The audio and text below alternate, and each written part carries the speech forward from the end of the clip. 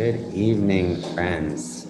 My name is Ben Miller, and I'm calling in tonight on behalf of Sapiosexual Magazine to have a little chat with my friend Joshua Hathaway in Hawaii. Namaste, I mean aloha, my brother. Aloha. Thank you, Ben. Thank you so much for inviting me into this conversation. It's just precious to get a chance to connect with you. Thank you. And as you said, my name is Joshua Hathaway, and I have a brand called Master Your Bullshit, which has been my own lifelong spiritual practice, essentially. And I just thought I'd share that with the world. I'm far from done. In fact, the longer I go, the sort of further the horizon seems to get in certain ways.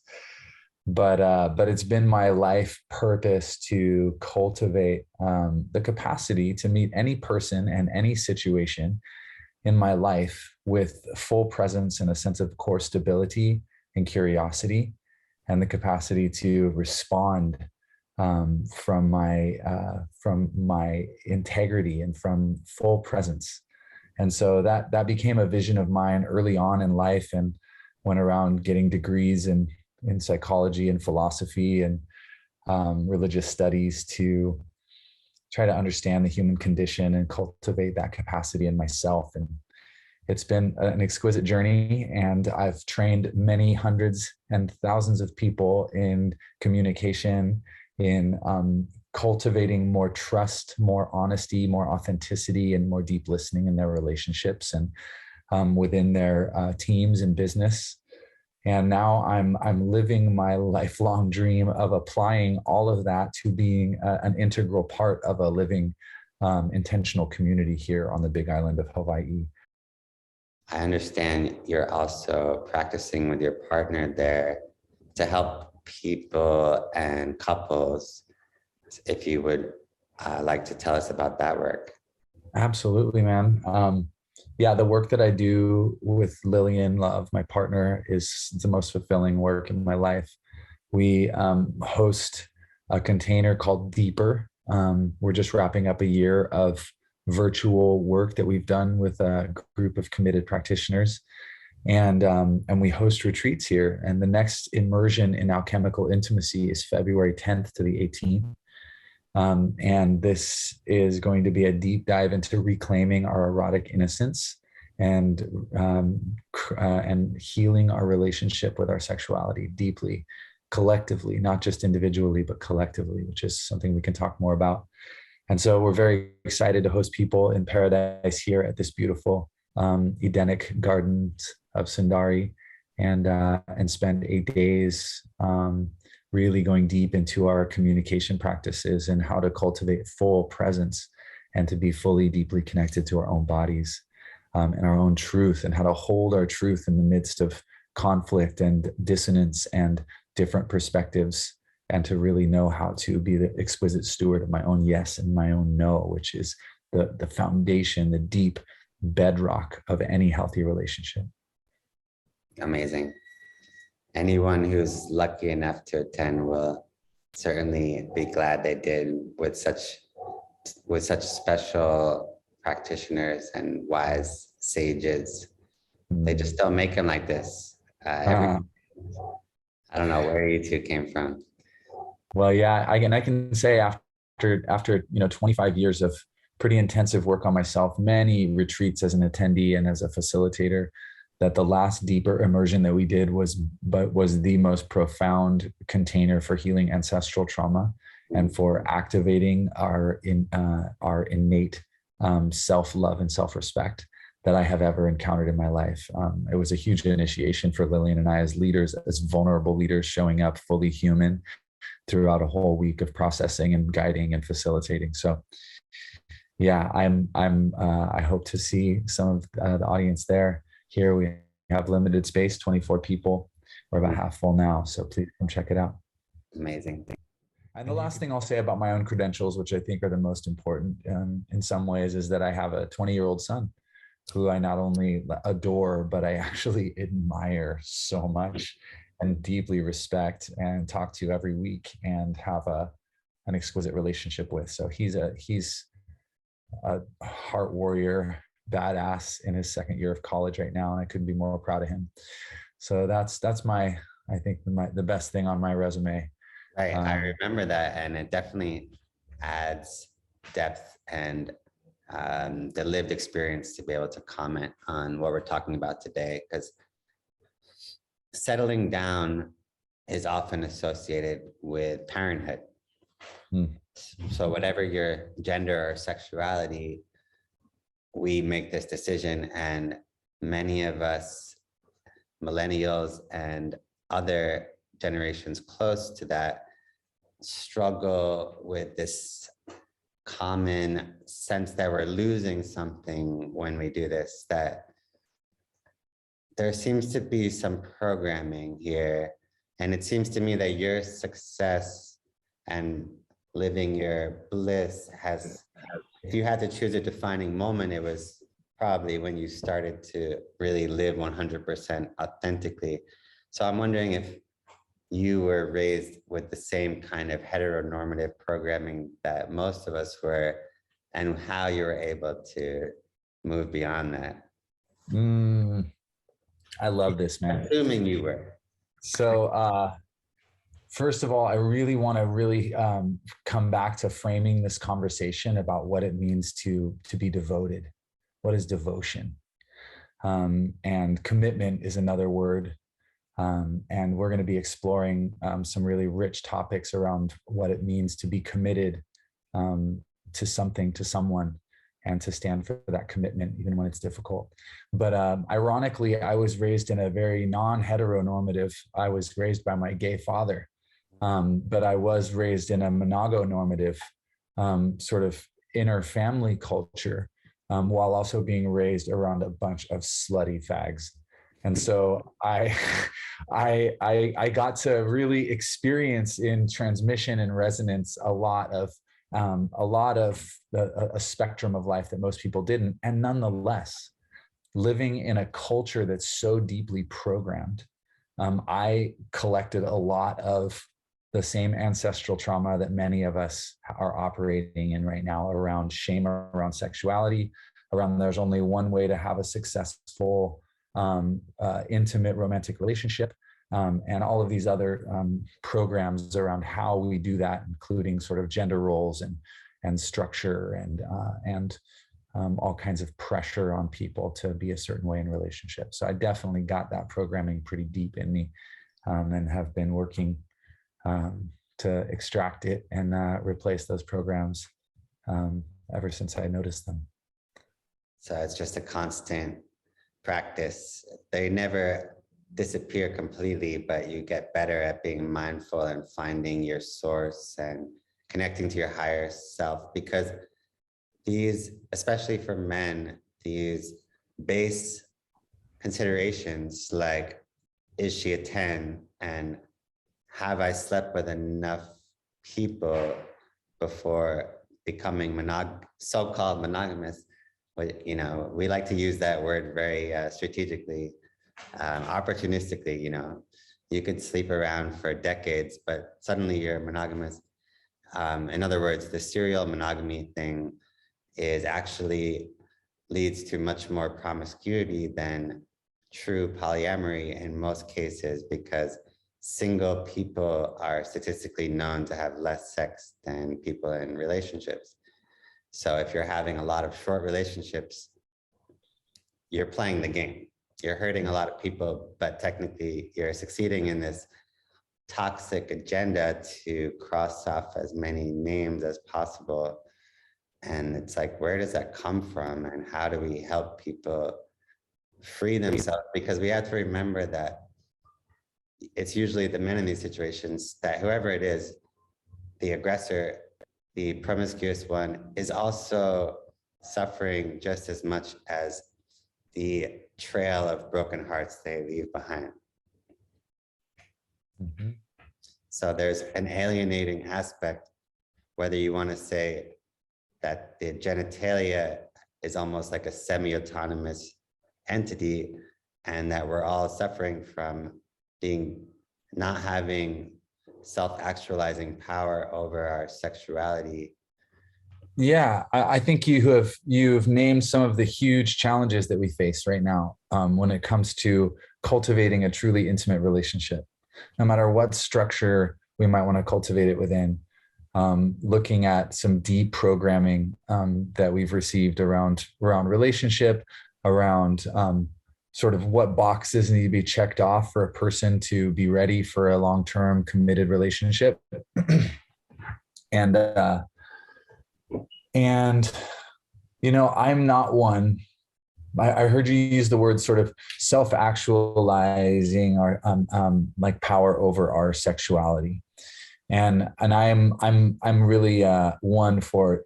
I don't think any self-actualization has power over anything. A true self-actualization recognizes that we have power by joining, by being with, by full embrace, and so it's always power with our sexuality. And that's one of the most incredible and potent journeys any of us can endeavor to sort of undertake in a lifetime, is to really heal our sexual trauma, to heal and become exquisite stewards of our sexual energy and our bodies, our sexuality, and our creativity. And for me, this journey has involved a lot of deep self-reflection, a lot of mistakes and learning in relationship. Infidelity being a mistake that I did make within my marriage when I was married to my son's mother, and a choice that I made. I can look at it as a mistake, or I can look at it as the path that I chose, that led to everything that it needed to lead to. And it caused so much pain for everyone involved.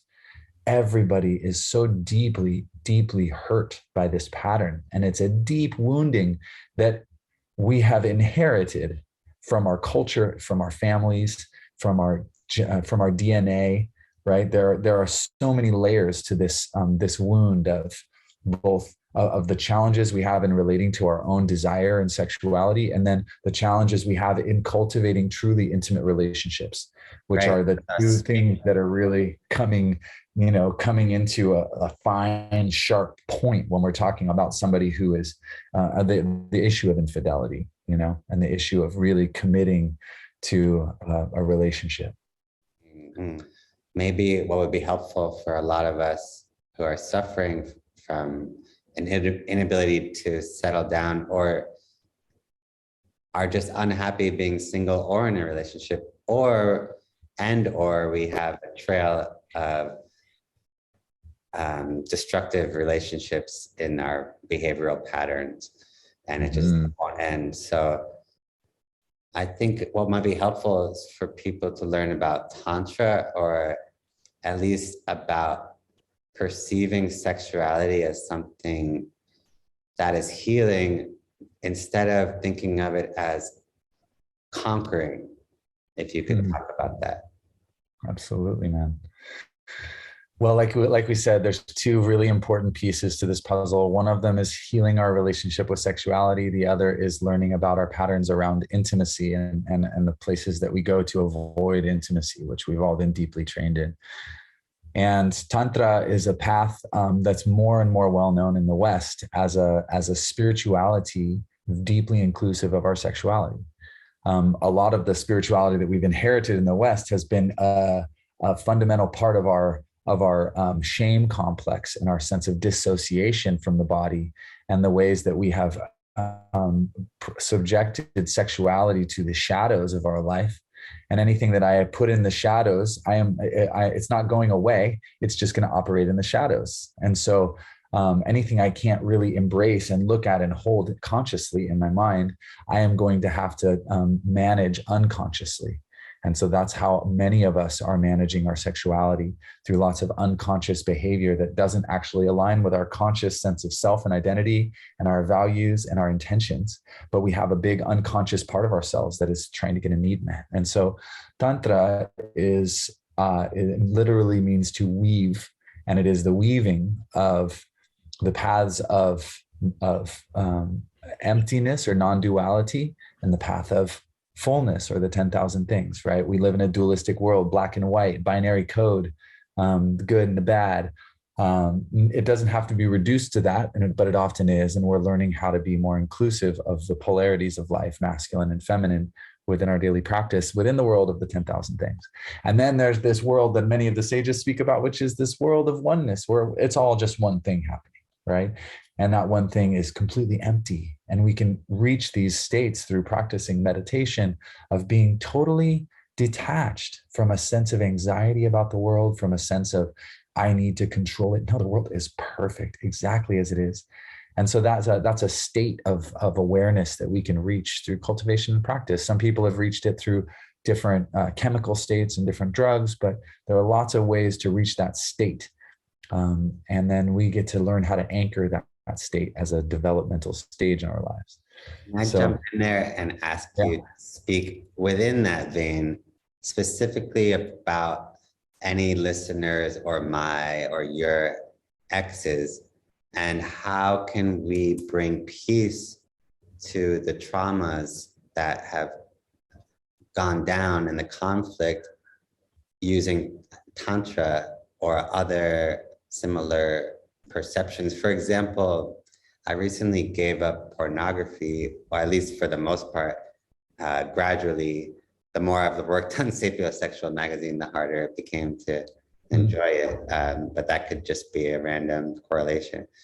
But it has helped me start to move away from this base sexuality and into a higher realm of valuing women less in a less subjectificating. Well, I don't know. I'm thinking about past sexual experiences. I think most people would when they're self-pleasuring.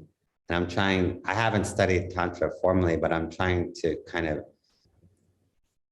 apply what I understand to shed healing, light, and positivity onto my past relationships. Mm-hmm.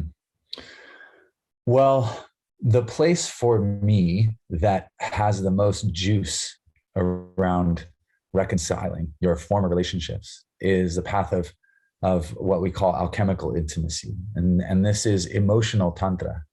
This is, and it starts with the foundation of taking radical responsibility for my life and everything that I've created. And so many people, because all of us are susceptible to this way of thinking, many of us get caught from time to time, or live the majority of our sort of waking life in the position of feeling victimized by our lives, by being that in the identification with a sense of victimhood. And that I'm this way because my partner did X, Y, and Z. I'm this way because my parents did X, Y, and Z. I'm living this life that I'm living because society is X, Y, and Z. I'm living the way I'm living because my boss is X, Y, and Z. And you can hear anybody. I invite people to pay attention when people are talking about their lives to who they place the sort of locus of control on for the quality of their life. And you'll notice, if you're paying attention, that a lot of us will place the locus of control outside of ourselves. Yes. So one of the most fundamental, what's that? When convenient, when we're not taking credit for our accomplishment. Right. And this is just a core principle of all healthy relationship. And so, of course, it's when you download this code, when you anchor this perspective in your life, you don't have to hold on to it all the time. You don't have to look through these lenses all the time. But the more you can look at your life through this lens and really, really accept what you see, the more beautiful all of your relationships are going to become gradually. And that is, I am 100% responsible for my experience. And when we accept that level of responsibility, we are at the beginning of taking, bringing our creatorship back online, our conscious creatorship of our life instead of our receivership of our life, right? And when I start to take full responsibility for my life, I have to go back and take responsibility for all the things I did unconsciously, right? Because everything I do, I'm choosing to do. I'm either choosing to do it consciously or I'm choosing to do it unconsciously. But the thing is, anybody in their right mind can take responsibility for all of our conscious choices. Yes, I consciously chose to do that. But it takes a real person of impeccability and integrity and somebody who's willing to be really honest with themselves and others to take responsibility for what we chose unconsciously and the impact of those decisions, right? And so when I start to do that, I have all of the sudden, if I'm paying attention, I start to feel some shame. I probably start to feel some regret and remorse and shame about the impact of my unconscious choices on people I cared about. And so that can be an opportunity to then make it right, to clean it up, right? Because if I haven't already cleaned it up, then I'm dragging that into my next relationship. Everything I didn't clean up before, I'm bringing into my next relationship. Any pattern that I've been running that I haven't really like unpacked and taken apart and rewired and created new behaviors around, I'm going to bring into this fresh template, and I'm going to watch it play itself out again. And that's how we learn. This is what we're doing here. But if you want to create a beautiful relationship, I highly recommend taking the space in between relationships to do as much reconciliation and cleanup as you can of the places where you did harm in the past. Right? Yeah, for me, I have been single for 3 years approximately, which is the longest stretch of time since I went through puberty, I think. And I just got sick of it, the drama. And the most recent person I was with was just an angel. And I hurt her. I left her in her moment of need. And I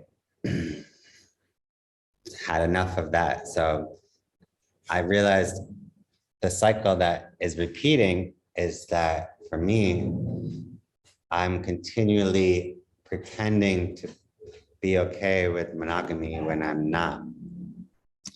At least I haven't been with the right partner to allow me to accept monogamy. So for the first time, I came back to, once I became single, I came back to the States in 2019 and started living as a polyamorous person for the first time. And it was pretty difficult at first, but very liberating. And over time, it started to feel great. But then the pandemic hit and really did a number on me. So I wished a lot during the pandemic that I had been in a monogamous relationship before it began, because obviously dating was almost impossible, at least in 2020 and most of 2021. So it put a lot of single and polyamorous people into a really difficult place. And I almost feel like I went into the pandemic as a boy and came out a man, but I might be wrong. But I am feeling so much less sexually driven and so much more open to a marriage even and family. It was that serial monogamy, then polyamory, then pandemic, and now I'm like a hot mess. Wow. Yeah. So many people with similar stories, right? And I've met so many people who met their person during COVID and just went in and you know, committed hard and wrote it out. Yeah. But there are a lot of folks who have been really desperately lonely during this time. And you know, coming back to your context specifically, you said a couple of things I want to get more information about, but it sounds like you've been single and it's been really helping you to refine your sense of sort of inner alignment and your sense of what matters most to you, and to really step toward something that really matters to your heart, and yet something that, like, at a gut level, there's fear around stepping into because of pain from the past and choices that you've made that you regret and harm that you've caused, and this still kind of uncertainty about, like, am I just at my core a polyamorous person, and am I setting myself up for disaster by endeavoring to be in a committed relationship, right? Yeah. And you know what, one of the things I thought I heard you say was, like, we're about to sort of get serious fast, you know, and I would caution you that you don't ever need to get serious. In fact, hopefully you can recognize that as soon as you start getting serious, that you're probably starting to get tighter and more contracted. and that contraction is probably expressing itself in all kinds of different ways, right? Right. And so try to loosen up as much as possible, right? Relax a little bit, smile again, and recognize that one of the things that you are required to do, no matter what was in the past, is you're required to move at the pace of your truth in this process. And that requires you to say no to things until you are a yes in your gut. So how do you know that you're a yes in your gut? I mean, it's between you and your gut. And here's the problem, is that our world has trained us to listen to this guy and all of his reasons and all of his rationale and all of his statistics and all of his mathematics and bullshit calculus that he does. And to not listen to this guy right here, to not listen to our gut. We have been colonized. This is called colonization. And so we're learning how to listen to our bodies more. We're in a process of learning how to not let our mind be the king of the kingdom, but to let our heart and our gut be at least as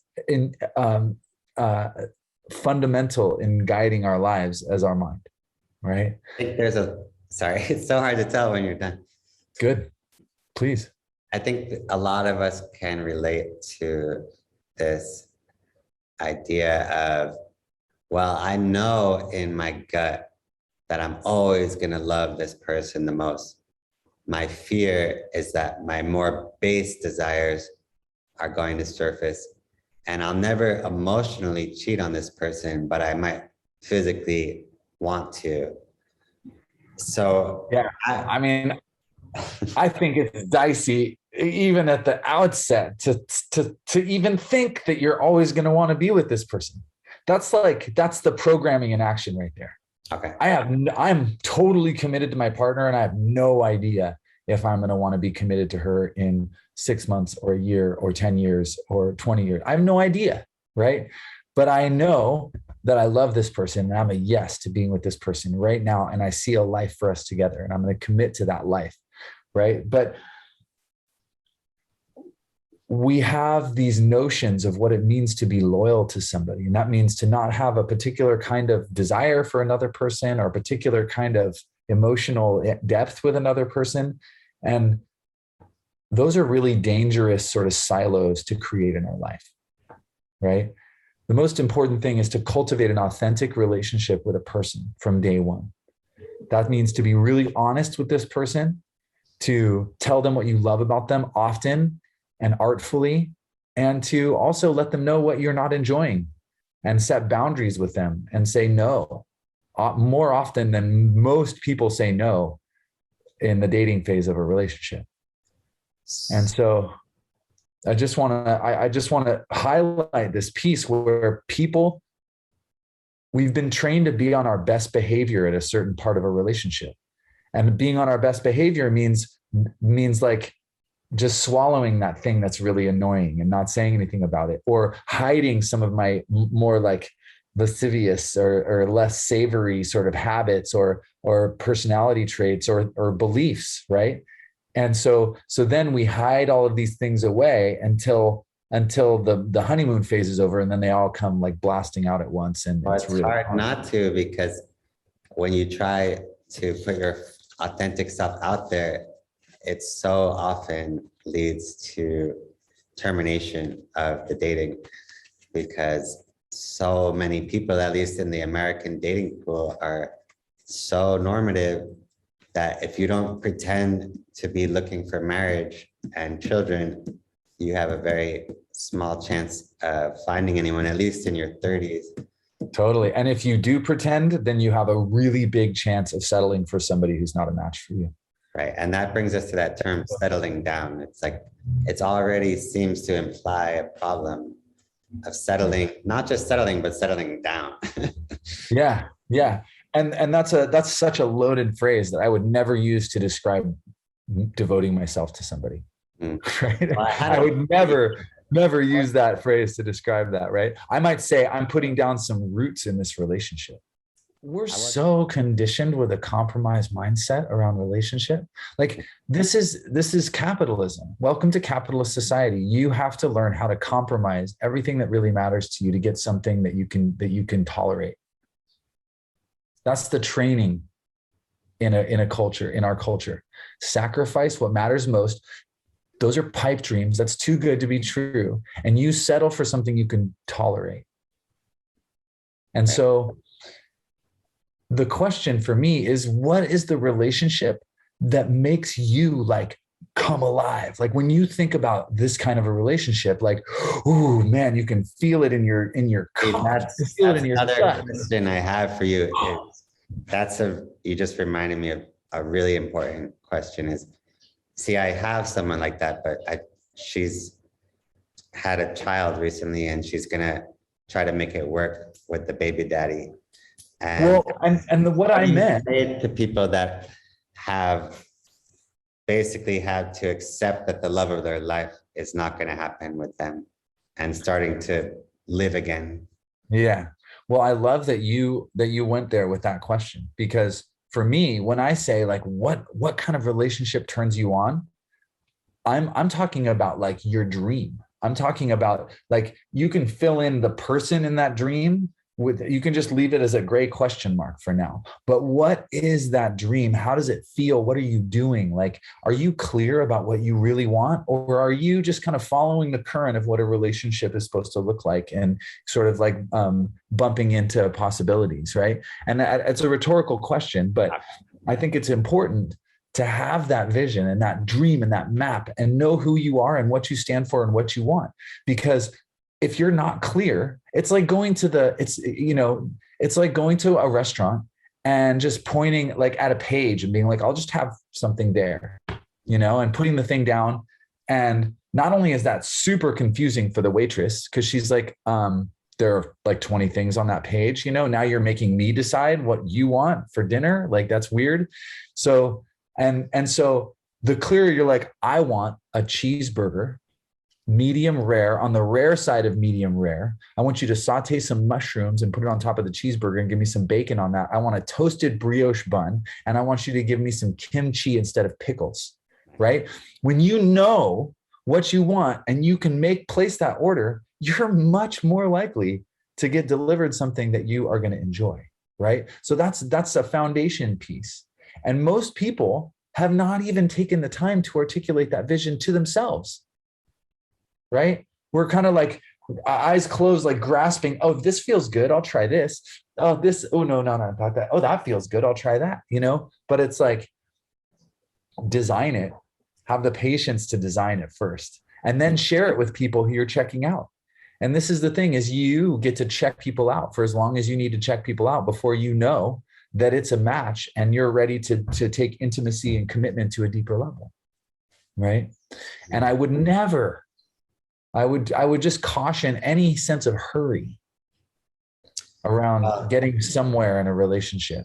Because it's coming from, like so many straight men in their 30s, it's so hard because of the biological clock of the women that we're dating. And as I mentioned, I really do love this woman and she would be a wonderful mom. And my really only reservation is that we never had a great sex life, but I do feel like she deserves me. And where do we draw the line between self-interest and being with someone because they deserve us the most and they deserve for us to make them happy?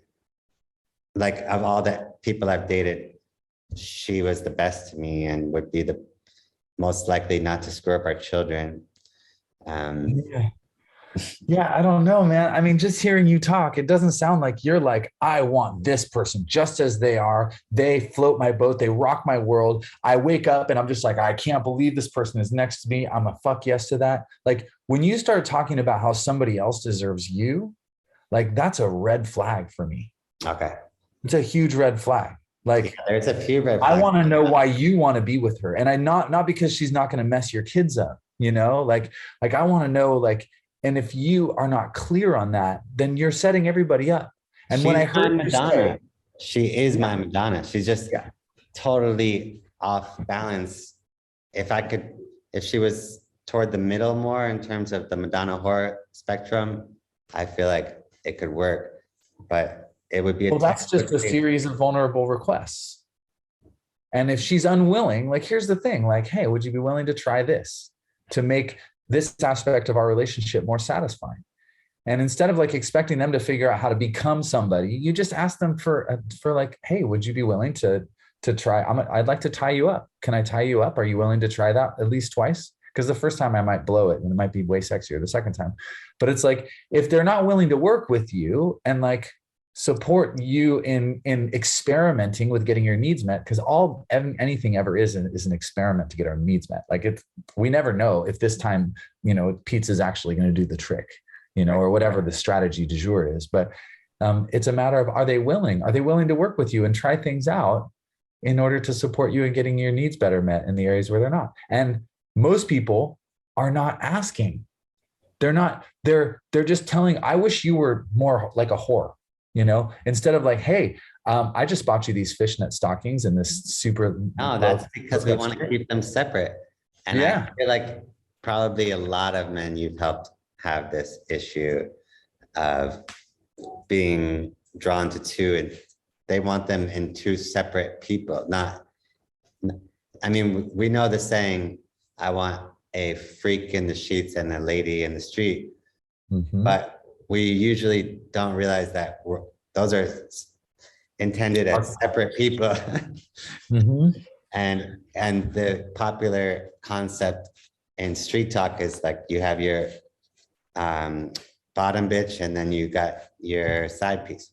I want to say that any programming that says we're naturally a certain way like that is actually programming and not how we are.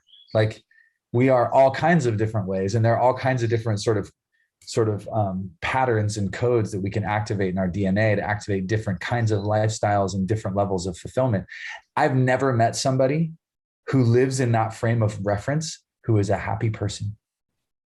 I've never met a single person who lives in that world of objectification and positioning and hierarchy and all that stuff. I've never met a single one who's actually happy and fulfilled and healthy. Yeah. Nope. I've seen a lot of them have a bunch of stuff and get a lot of attention. But when I actually connect with those people at a deeper level, I see a vacuum, and I find that they are deeply unhappy. And these are the kind of people that I often help, high profile people who do not have the inner world that one might imagine they do from their outer world. Right. Yeah, and so that important. Yeah, that thinking is really damaging. It's really damaging to our capacity to build a healthy relationship. It is colonization. It's a program that has been stamped into your brain by a culture that objectifies everything vulnerable, right? And being in an actual human intimate relationship requires tremendous vulnerability. And honesty is one of the most vulnerable things anybody of us can do, because we've all learned how to manage power by managing information in our relationships. And especially as men, I can't even look like I'm distressed. I have to look cool, calm, and collected all the time. Because if I look at all distressed, then people around me are going to get really uncomfortable, right? I've been violently trained not to show my emotions, not to have feelings. I've been violently trained to just give the impression that everything is cool and that nothing can touch me. And that is literally utterly toxic to an intimacy and true relationship. This takes us to right back to that conversation around devotion. And in the gene keys transmission that I found incredibly powerful, Richard Rudd has written this beautiful work on the gene keys. There's the 29th gene key, which is the path from the shadow of half-heartedness to the gift of commitment to the siddhi of devotion, right? And I love the way he talks about commitment and half-heartedness. And he says a 99% commitment is still half-hearted. And that we suffer from half-heartedness because every time we fail to pour our whole self and invest ourselves fully in something, we are building in that thing's failure. That it's really when we pour ourselves into something, when we fully lean in and commit ourselves no matter what to it, that we are able to see something to true fruition. Because otherwise, as soon as it gets hard, or as soon as it looks like it's not happening the way that I thought it was supposed to, then I'm out. I bail. I'm gone, right? I'm either out by leaving the relationship, or I'm out by going and fucking somebody else on the side, Right. depending on my particular trauma. And so half-heartedness, I'll tell you, I just want to share a quick story. I got a chance to go up onto Mauna Kea for the solstice, which is the tallest mountain from the base to the top in the whole world. And it just happens to be in the middle of the ocean. And the very tippy top of it is what we call the island of Hawaii, the big island of Hawaii. I see. And the big island of Hawaii has two peaks that are over 13,000 feet above sea level. And one of them is Mauna Kea. And so we did procession to Mauna Kea on solstice. And it wasn't until very late at night that I was able to get to the peak of Mauna Kea, because they had closed the road and we had to wait for the rangers to leave before we could get in there. So it wasn't until 4 o'clock in the morning that I was hiking in freezing weather, 30 degrees. And then with the wind chill, I don't know, maybe 20 degrees with the wind chill factor on the saddle and at the peak, to climb up to this peak and to pray on this mountain, to set intention, to ask for the support and guidance that I need in my life in order to steward my community and to support a world that is more loving, that's more connected. And it was deeply uncomfortable. It was profoundly uncomfortable. I haven't really had clothes that are truly fit for the top of Mauna Kea since I've been to Hawaii. I've only been here a year and a half or less than that. And I left most of my winter clothes in California. And so I'm standing here in this prayer at this altar at the top of this mountain in the dark, just deeply uncomfortable, with a smile on my face, knowing why I chose this, and knowing that I chose this prayer. I committed myself to this prayer, and that no matter what shows up in the path between me and this prayer, that I know that it's here in order to sharpen and strengthen and challenge and to lift me up in some way. And so what we forget is that it's the same in a relationship. And that if you're committed, if you know why you're in, and it's coming from your core, it's coming from deep down in your hara, in your belly, in your gut. It's not coming from some calculus about what you think somebody deserves, or how it should be, or how it looks on paper, or what a great life we should be able to have, or how our social media is going to look. Like, none of that. Like, it has to come from down here, where some part of you is just magnetically drawn toward a person. And if that's magnetically drawn to them, then you make a commitment to work through whatever shows up on your path to becoming like exquisite love, and whatever healing you need to do on yourself, whatever you need to do together to heal, to repattern, you're committed to doing it, to creating a relationship that both of you have articulated. And you're like, that's my life. Yes, I'm choosing that life. And I know I'm not there yet, but that's the life I'm committed to. And that's the life we're both committed to. And anytime we get lost along the way, we can be like, oh, wait a second. Like, we started out here and we were meant to go there, but we're off here. We need to recalibrate Google Maps and get on our way back to where we're headed. Right. That's foundational. That's foundational.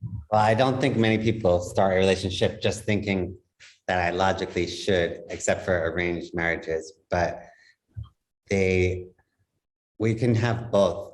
So maybe where we draw the line is that if you're getting a lot of gut feeling for someone, but it's not 100%, even if it has 1%, like you said, 1% doubt there, that means that we're not ready. I didn't say 1% doubt. I said 99% commitment. Commitment is a decision. Everybody feels fear. Everybody feels doubt.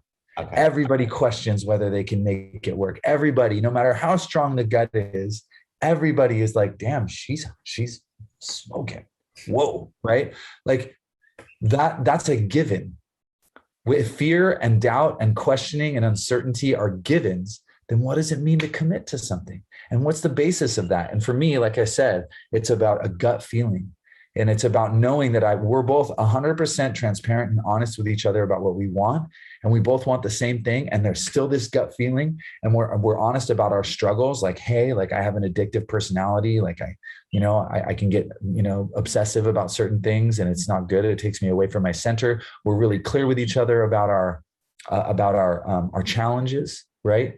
So we know our challenges. We've been honest with each other about our desires. We've said no to each other because it was true, and we give each other honest feedback, then that's awesome. I'm not here. I don't exist in the world to help people have compromised relationships. And so wherever any person who's listening to this is starting from, like, why settle for anything less for a moment? Like, now is your moment.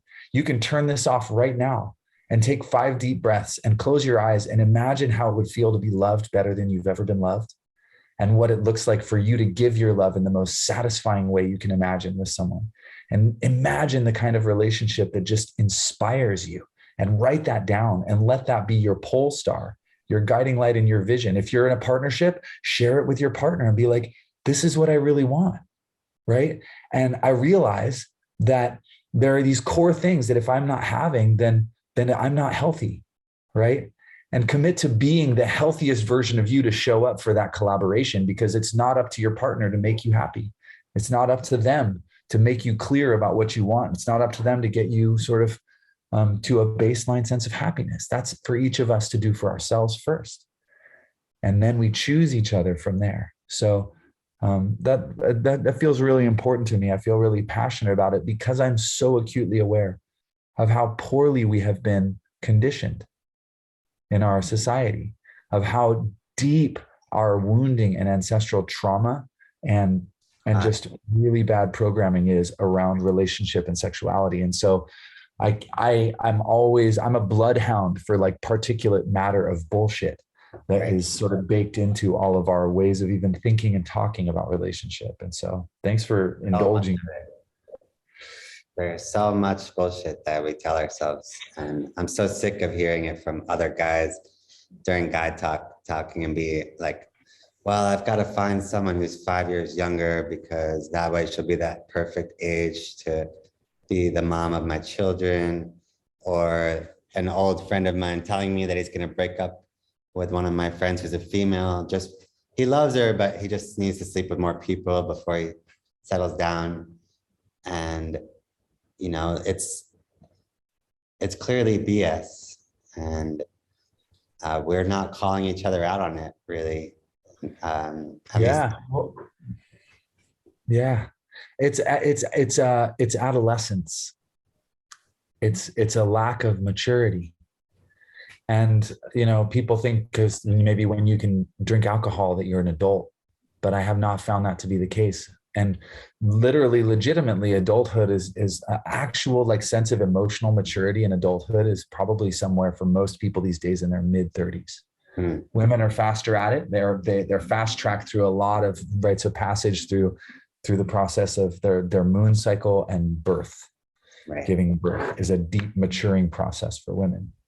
And so we have a lot of immature men in the world who are being reinforced in these sort of standards and these idealizations of immaturity.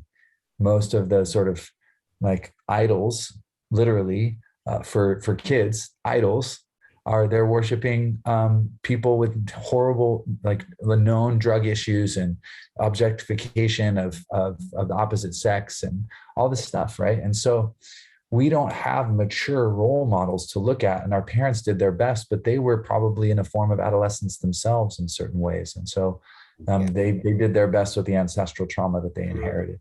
And for men who are listening, there's all this politicization of why you shouldn't objectify women, or all this politicization of like, oh, you should, value X, Y, and Z, and the politicization of men's sex drive and all that. And I that's really damaging, I think, to men's ability to authentically choose a path that's more humanizing. What I can say is that humanizing goes both ways. That anytime I'm objectifying somebody, I'm also objectifying myself. Mm. And I'm turning my world into a group of objects for my like use. Right. And that just makes me like a vacuum and a consumer, right? And so the more I humanize and personalize and subjectify my life and everyone in it, the happier I am, the more sexually satisfied I am, the more desirable I am by everybody. Like, it's incredible to me how much my life has transformed and how much happier and healthier I've become since I have learned to identify the objectification of women as a disease in my mind. And I have cultivated my immune system to stop doing those things. It doesn't mean that I don't turn around when a beautiful, juicy ass walks by me, because I love my sexual instinct. I love my inner predator. I love the part of me that just wants to pounce, right? And I trust everything that I feel. And then I make decisions from a place of my alignment with my values and my truth and what's good for myself and for my relationship and my community. And so it's just a whole different coming from place. But wherever you are, I'm really serious that any of us can start today by crafting a compelling vision for the most beautiful relationship you can imagine. And that will just doing that one thing for 15 or 20 minutes. I don't care what you do after that. It's going to change your life, because you can't undo that. And it's going to start working on you. And it's going to start helping you to see all the places where I may want this amazing relationship, but I'm not living as the person who is in that relationship today. I'm the one who has to change. Nobody else in my world has to be any different than they are for that world to be possible. I'm the one who has to become a vibrational and behavioral match to that world. Thank you so much.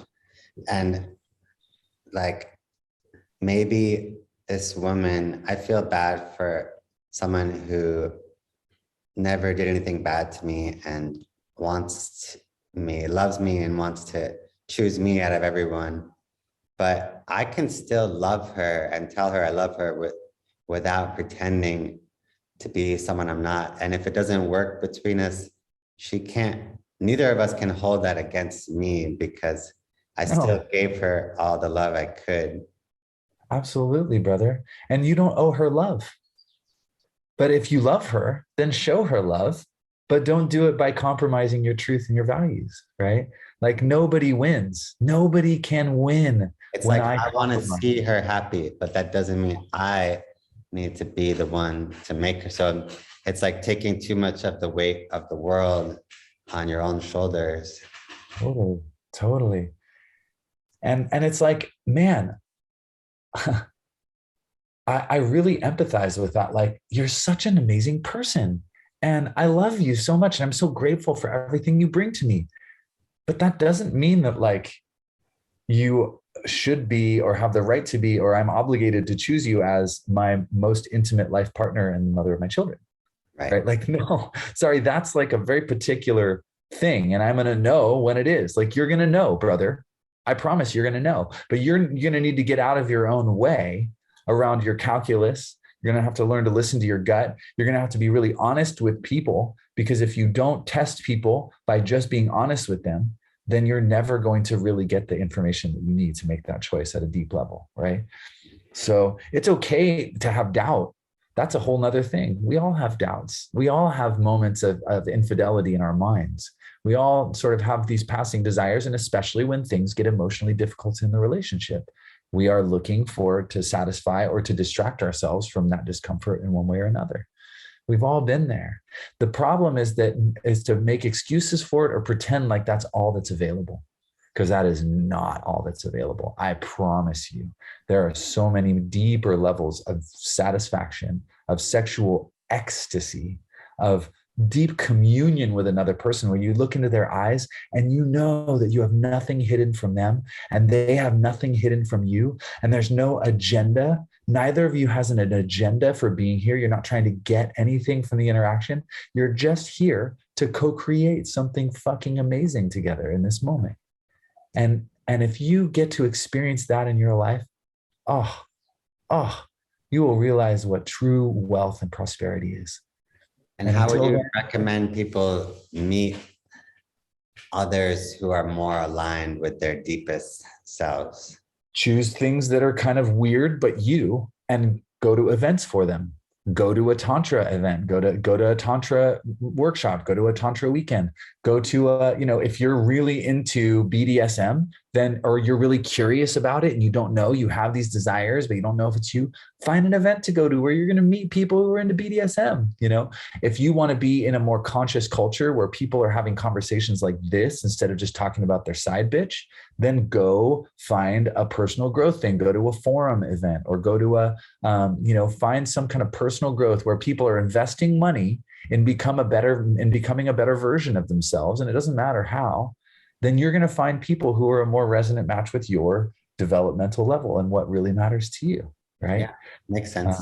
Like that's how we met the cool kids in college, was to join the student groups and join the club. Exactly, man. I swear to God, this world has clubs for every one of your whatevers.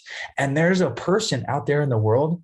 You think like that something you desire is really fucked up and weird, but there's a person out there in the world who wants to be exactly that for you, that like has the exact complementary desire. I promise you, they're out there in droves. But as long as you keep settling for like, the first thing that falls out of the candy machine, instead of like just picking the one that you want and plugging in the numbers and paying the extra 50 cents for the good chocolate, then, I think this is just the pep talk that anyone who is trying to come out of the closet and live authentically as a poly person or other preferences, then they felt downtrodden from the pandemic. So this is like the perfect pep talk to be like, get back in the game.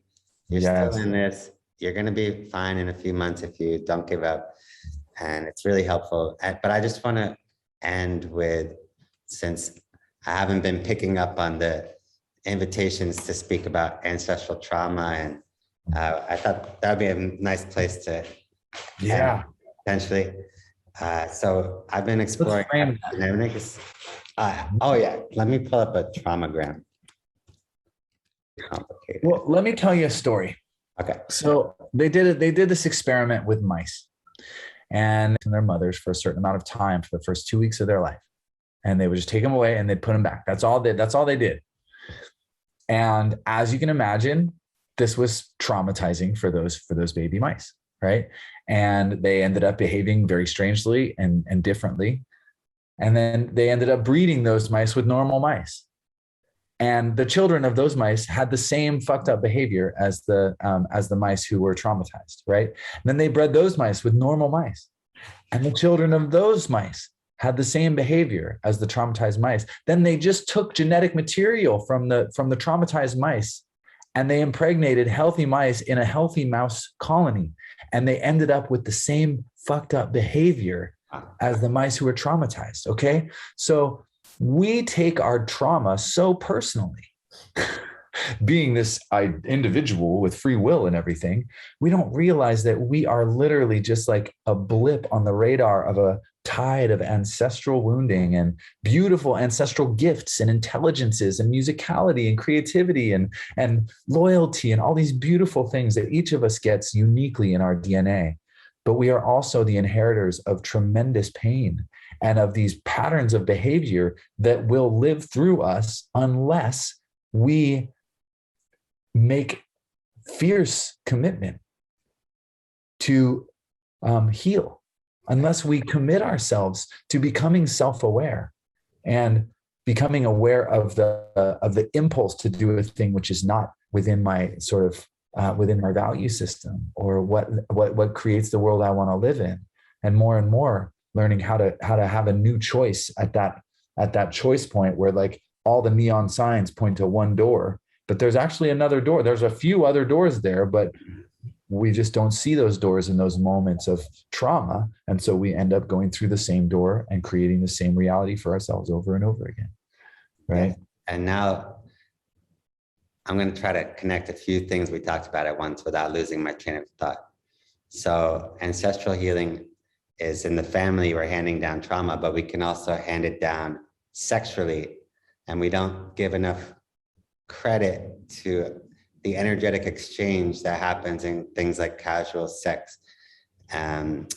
So we are also taking on object choice through the generations. It's not just trauma, but maybe the type of lover we are drawn toward is also somewhat determined by our ancestors and our genetics.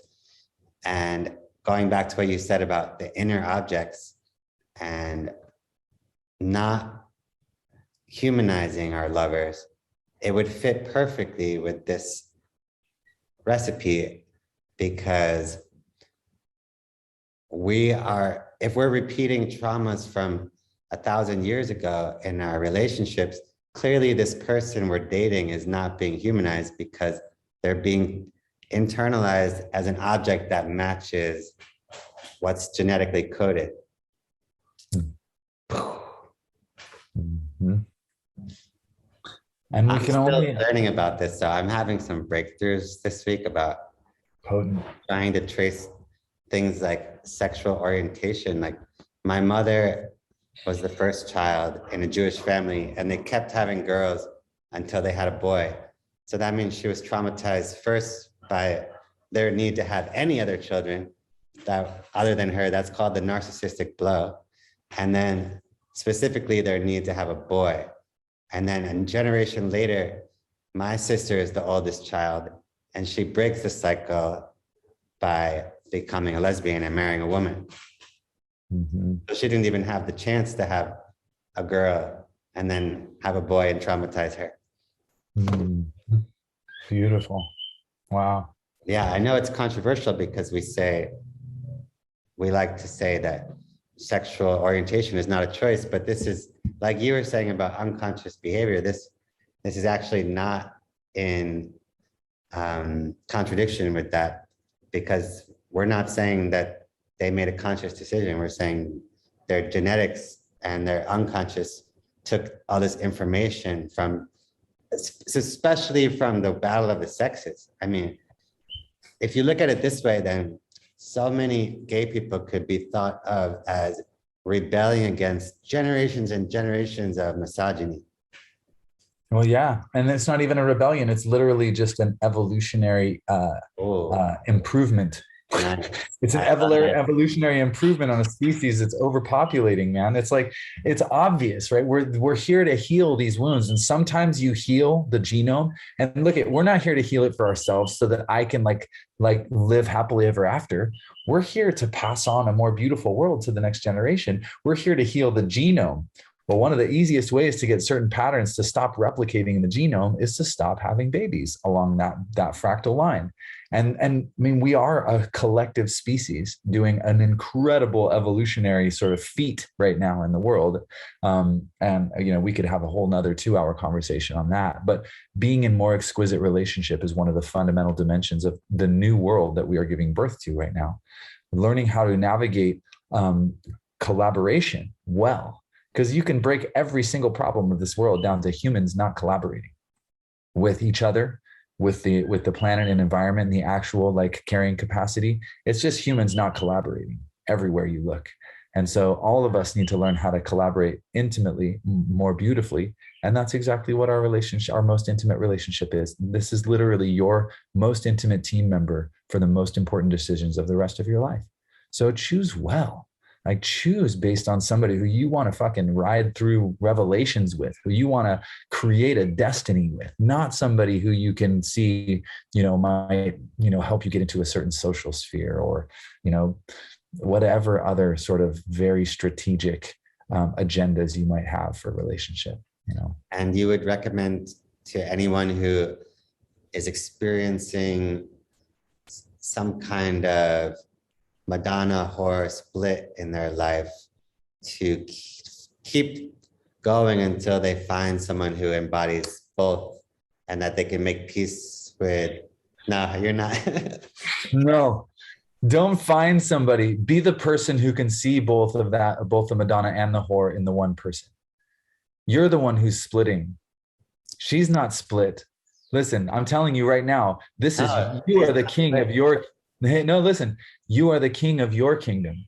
Mm. Your world is as you see it. And if you can dissolve the part of you that cannot hold both of those perspectives at once and see through both of those eyes, because there's this one eye that sees this and there's this other eye that sees this. And you can go around like only looking out of one eye at a time and get really good at switching back and forth, or you can open both of the eyes and see a more holistic picture of a person and call forth from them through the way that you see them and the way that you behave toward them more of who they are, Beautiful. not different than, not other than. You're calling forth the more that they are, and on some level, longing to have access to as well. Nice. But they can never have access to it by being told that they aren't it or that they should be it. They can only be supported in having access to it by being seen as that by somebody they love and being invited vulnerably into experiments to try out new parts of themselves. That's how somebody learns. I love it. And it fits perfectly with a concept I learned yesterday on the solstice, as exactly during the hour of the solstice, that there's a Native American practice called two-eyed seeing, which is pretty much what you were just doing there, explaining very well. In their case, it was about the mind and the spirit, the mind and the spirit. But in both cases, it works well.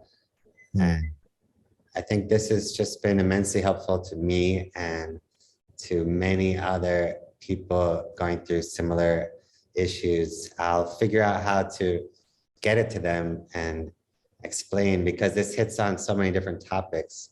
But I'll figure it out. And ultimately, we're talking about healthy relationships and avoiding trauma so that it doesn't continue to get spread into the genome. So it's much bigger than us. And healing trauma, not avoiding it. We can't avoid it anymore. We heal it. We embrace it. We look at it. We feel it. We breathe through it. We learn how to make a different choice. We're not avoiding. We're not shaming. We're not putting it away anymore. We're inviting it forward. We're feeling it.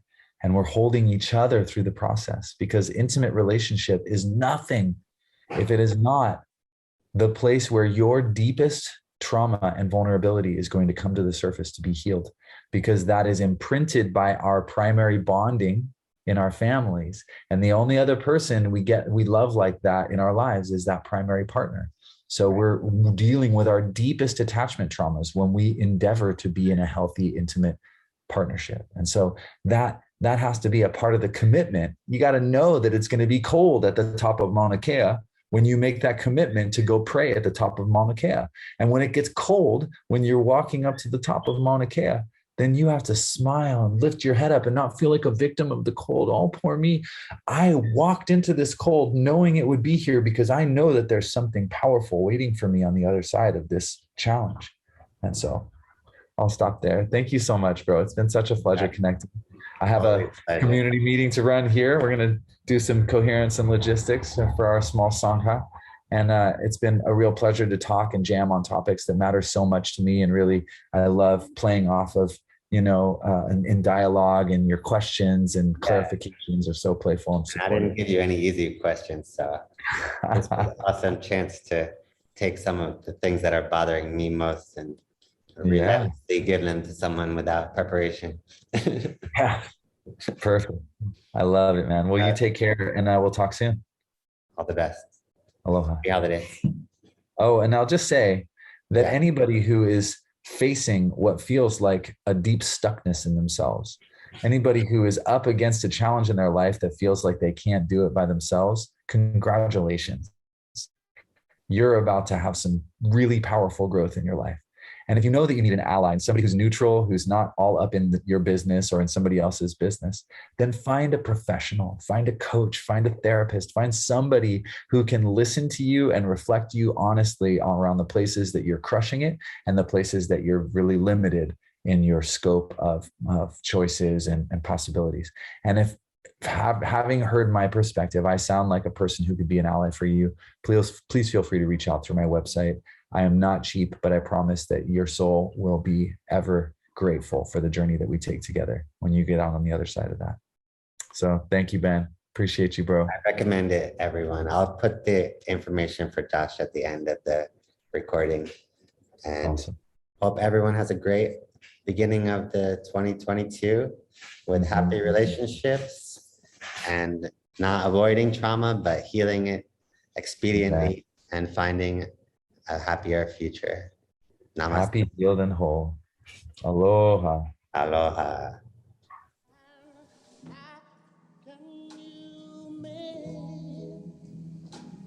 This broken man.